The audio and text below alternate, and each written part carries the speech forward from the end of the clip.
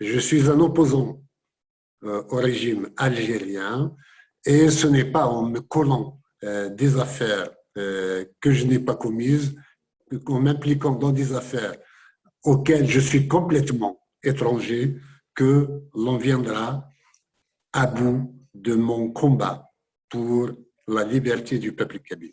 Donc, ce mandat d'arrêt m'a choqué. Voilà. Sincèrement, les bras m'en sont tombés du premier coup, mais tout de suite, j'ai reçu des milliers de messages de soutien et je remercie tous ceux et toutes celles qui l'ont exprimé. Parce que c'est là une injustice que personne ne peut admettre. J'ai 70 ans, j'ai été l'un des membres fondateurs de la première Ligue algérienne des droits de l'homme, donc, et j'ai reçu par ailleurs le prix Gouchi Prize, Peace Prize de la fondation Gouchi, qui est basée en Indonésie. Donc, ce n'est pas à un homme de paix qu'on va coller des affaires de crime. Je ne céderai pas un pouce de mon innocence de cette affaire et je pense bien me défendre. Ceci dit, je me demande quel pays pourrait vraiment appliquer un mandat d'arrêt de cette nature. Personnellement, je réclame plutôt une commission d'enquête internationale sur ce qui s'est passé en Kabylie et dans les affaires dans lesquelles on veut m'incriminer, notamment les incendies et le lynchage d'une personne à l'Arban Thirsel.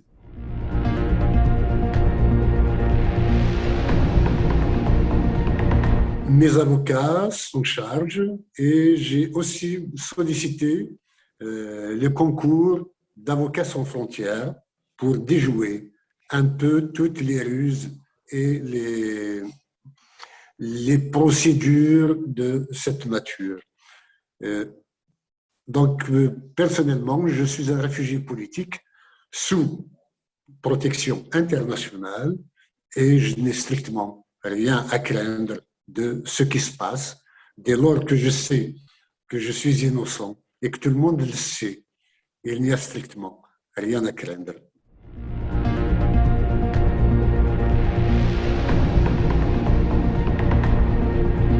J'ai déposé plainte auprès de la Cour pénale internationale pour génocide anti-kabyle. Et les incendies ne sont qu'une partie de ce complot et de ce génocide. Il y a la Covid qui sévit toujours. Nous perdons des centaines de citoyens par jour dans le silence et l'indifférence générale de la presse algérienne parce qu'on parle soit des incendies, soit du meurtre de l'Arban Thirsel. Il y a un génocide qui est lancé contre nous et j'ai déposé plainte contre les deux représentants officiels de l'Algérie, le ministre de la Défense ou le chef d'état-major, Saïd Chengriham, et le président algérien qui est Abdelmajid Tebboune. En tous les cas, ils ont bloqué toute aide, aussi bien pour éteindre les feux, et le Maroc peut témoigner, et pour que les gens achètent des équipements à grands frais de leur part pour venir en aide aux malades du Covid en Kabylie. Le régime algérien a tout bloqué pour laisser les gens mourir. Nous sommes en train de mourir. C'est un cri de détresse que nous lançons de ce côté-là. Et je ne peux pas me taire, et c'est pourquoi j'accuse et je porte plainte auprès de la Cour pénale internationale.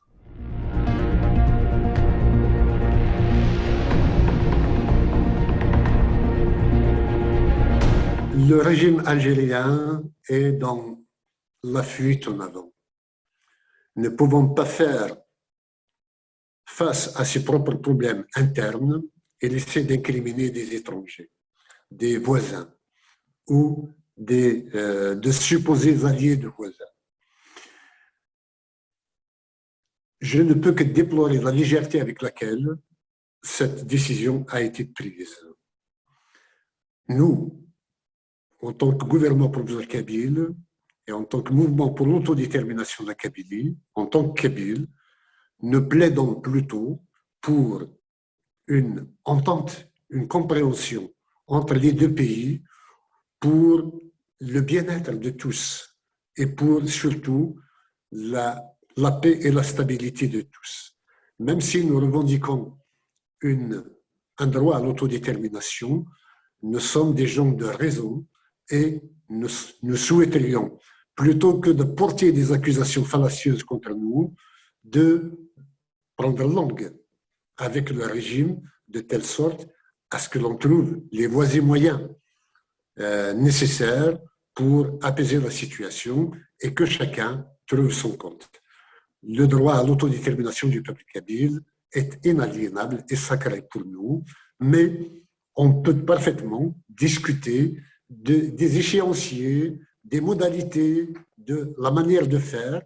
Il n'y a aucun problème pour ça. Maintenant, concernant la rupture de ces relations, en disant que le Maroc soutient, finance le MAC, je témoigne devant Dieu et les hommes que le Maroc ne finance pas le MAC ni le gouvernement provisoire kabyle.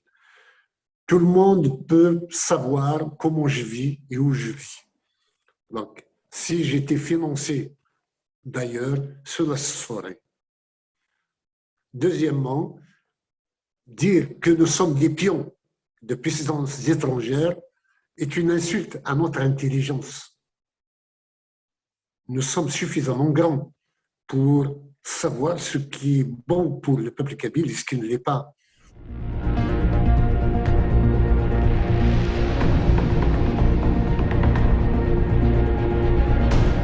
L'explication qu'on peut avancer est le fait que le régime ayant perdu toute base sociale essaye de s'en donner une, avec un ennemi interne qui serait la Kabylie, le MAC, et un ennemi ou des ennemis externes comme le Maroc, Israël et quelquefois la France. La France n'est pas oubliée dans cela. C'est comme vous dites, de l'hystérie, mais c'est aussi un manque d'imagination, un manque de raison. C'est un pouvoir qui n'est pas serein, qui est inquiet, qui s'en remet à ce genre de pratique. C'est exactement comme une bête blessée, elle fonce sur n'importe quoi, quitte à se suicider.